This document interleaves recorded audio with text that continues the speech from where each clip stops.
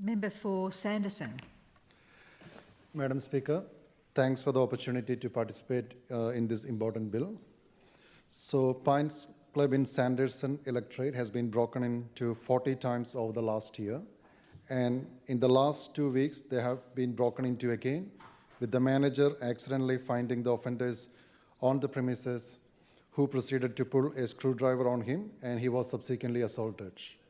Territorians are not safe in their homes, on the streets, and in their places of business, having a negative impact on our health, our lifestyle, and businesses being able to afford to keep their doors open. So, Member for Brennan earlier mentioned about like the incident that occurred in the Moyle shop, which is a shop that I frequently go every few weeks to get the groceries. And I was able to talk to the owner, Bitla and Pradeep as well, and I think they have informed about like the damage that these young children or the youth caused in that one attempt, and I think which is costing like thousands of dollars for the owners. As the Minister for Youth and Disability, I have well considered my contribution to the assessment of this legislation. This bill amends Schedule 1 of the Criminal Code Act 1983 to introduce a new criminal offense for arm raiding, which creates a specific property offense targeting the conduct of a person who intentionally uses a vehicle to cause damage to property. Introduces a new criminal offense for posting and boasting, which criminalizes behavior where a person posts about criminal conduct on social media or other publication platforms to glorify the criminal conduct or increase the notoriety, and lowers the minimum age of criminal responsibility from 12 years to 10 years of age. Every present in the media over the past 12 months have been reports of stolen motor vehicles. Have done a recent internet review or a Google search and compiled a sample list of 20 articles from June 2023 to January 2024. This has not been a random issue, but ever present, causing pain and suffering to many. To combat this, the CLP took to the election that it would, in week 1 of Parliament, introduce ram raid legislation, using a vehicle as a weapon and posting and boasting on social media will be an aggravated offense. This bill addresses this matter, and the CLP continues to deliver on its election promises. So vehicles have been stolen from residential and commercial premises and have been stolen from police compound in Alice Springs too. So when it comes to my electorate, so the electorate of Sanderson has been exposed to this over the last 12-month period as well. So a group of youth stole 2 cars, a Prado and a Honda, from Progress Drive and ram-raided shopping centers in Anula and Jingley and broke into a licensed premises on Casuarina Drive. A 13-year-old boy was arrested for stealing a vehicle from an Anula house and using it in a ram raid on a business on Casuarina Drive, stealing a significant amount of alcohol. A vehicle stolen from Nightcliff used to ram raid 2 gates in the northern suburbs, with 3 people arrested in Coconut Grove with assistance of the dog squad. So when I've been talking to the constituents in Sanderson during the election campaign and after, the major concern for them is about these children do not have the ability to drive, is behind the, is actually driving the car or the stolen vehicles, and I think that's a really risk to the public. So, and that's kind of I think becoming a common trend, and almost every single day that's happening across the territory. And this is very dangerous to the community, to the children, to the, even from the toddlers to all the adults, the old age as well. And that's a very common concern that was raised to me by many electorate members as well. And also I would say I think this is a real concern for the territory. So every person, no matter who you are or where you are from or your circumstances in life, are made up of same neurological based pathways. When it comes to behavior, the human reward circuit makes us do more to avoid pain than we will do to gain pleasure.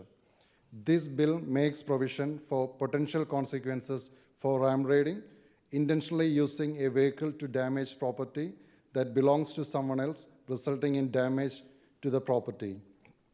This bill will enable better decision-making for youth. It will reduce the bad behavior and improve our business and community safety.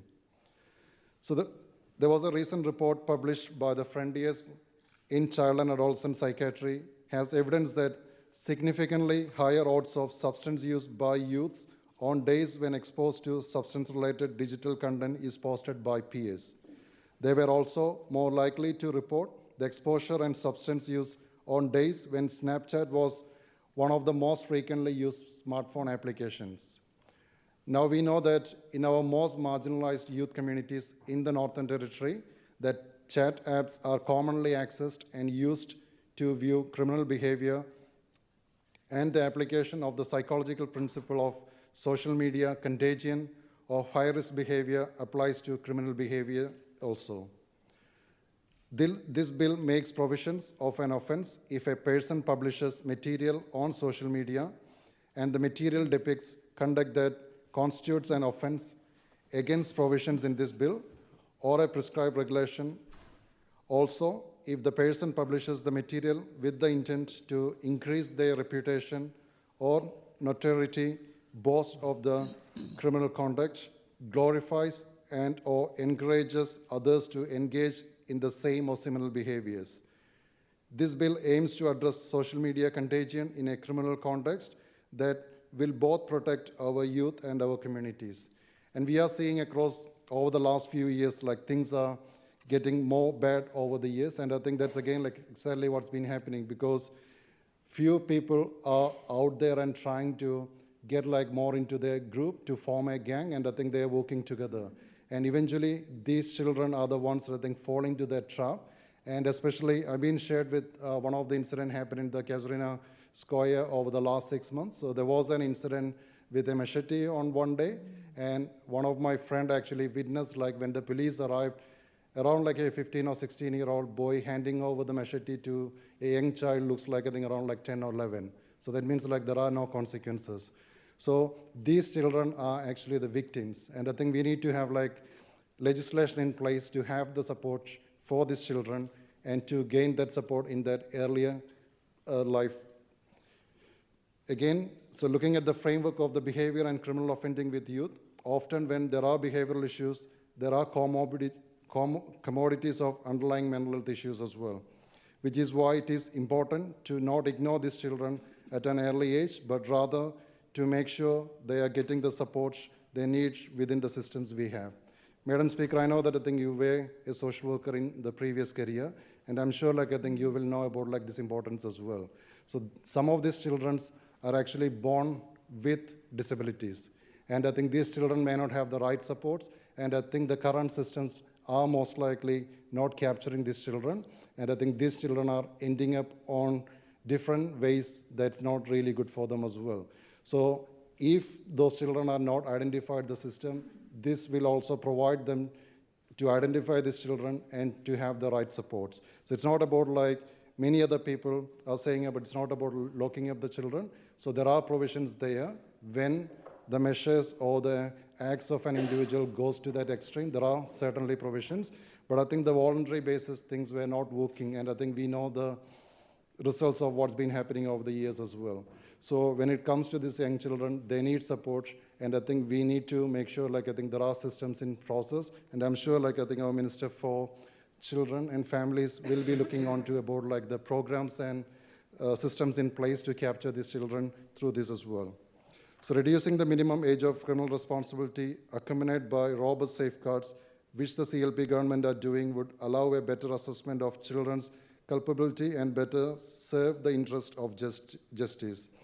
It is also suggested that lowering the age of criminal responsibility will not unjustifiably undermine children's rights if the youth justice system could ensure only those truly culpable could be convicted, and that the option of prosecution is reserved as a last resort. So I commend this bill to the House. Thank you, Madam Speaker.